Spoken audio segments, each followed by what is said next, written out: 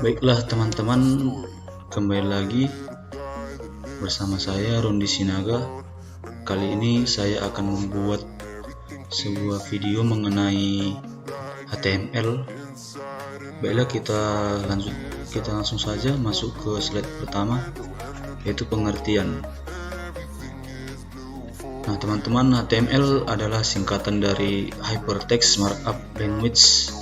Nah, jadi HTML ini memungkinkan seorang user untuk membuat dan menyusun bagian paragraf, heading, link, tautan, dan block quote untuk halaman web dan aplikasi. HTML bukanlah bahasa pemrograman, dan itu berarti HTML tidak punya kemampuan untuk membuat fungsionalitas yang dinamis. Jadi artinya ini, kalau kita menggunakan HTML itu, kita tidak bisa membuat sebuah website yang dinamis, melainkan sebuah website yang statik, tidak dapat diubah. Sebagai intinya, HTML memungkinkan user untuk mengorganisir dan memformat dokumen sama seperti Microsoft Word. Nah, selanjutnya sejarah HTML.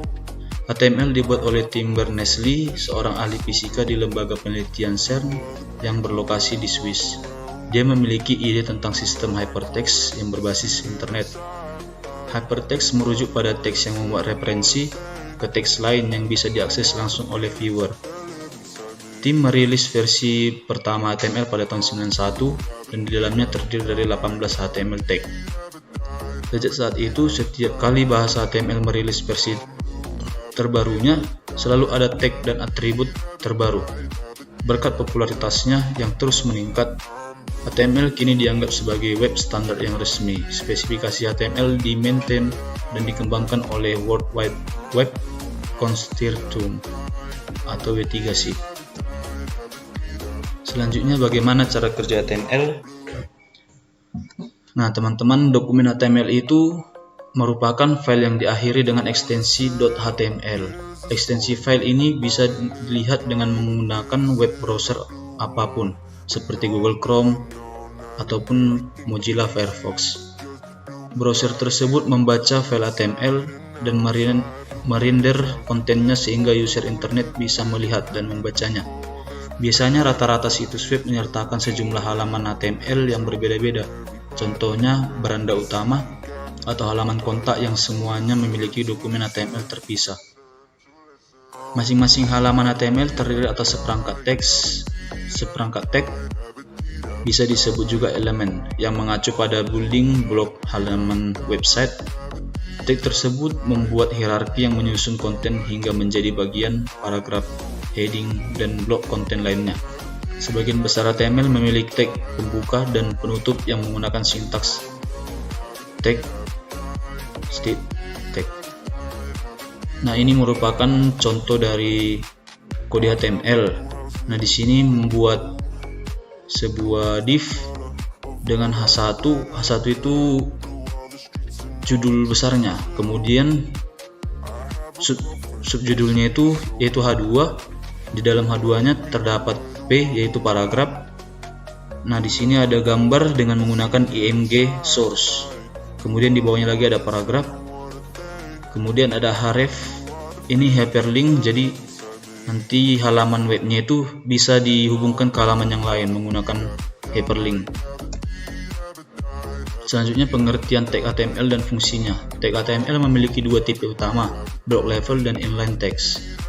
Elemen block level memakai semua space yang tersedia dan selalu membuat line baru dalam dokumen. Contoh dari tag block ini yaitu heading dan paragraf. Elemen inline hanya memakai space sesuai dengan kebutuhannya, jadi tidak membuat line baru di halamannya. Biasanya elemen ini akan memformat isi konten dari elemen block level. Contoh dari tag inline adalah link dan emphasize strings. Nah, selanjutnya itu tag block level. 3 tag block level yang harus dimiliki oleh setiap dokumen HTML adalah HTML, head, dan body.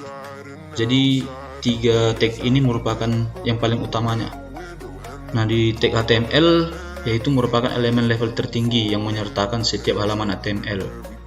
Nah, di dalam tag HTML itu nanti ada tag head. yaitu menyimpan informasi meta seperti judul dan char sheet halaman. Di bawahnya nanti di bawah head terdapat body, yaitu melampirkan semua konten yang muncul pada suatu halaman. Nah, selanjutnya contoh tag block level. Ini contohnya. Nah, tadi sudah dijelaskan bahwa pertamanya itu yang paling induknya itu HTML. Di dalam HTML itu ada head dan body.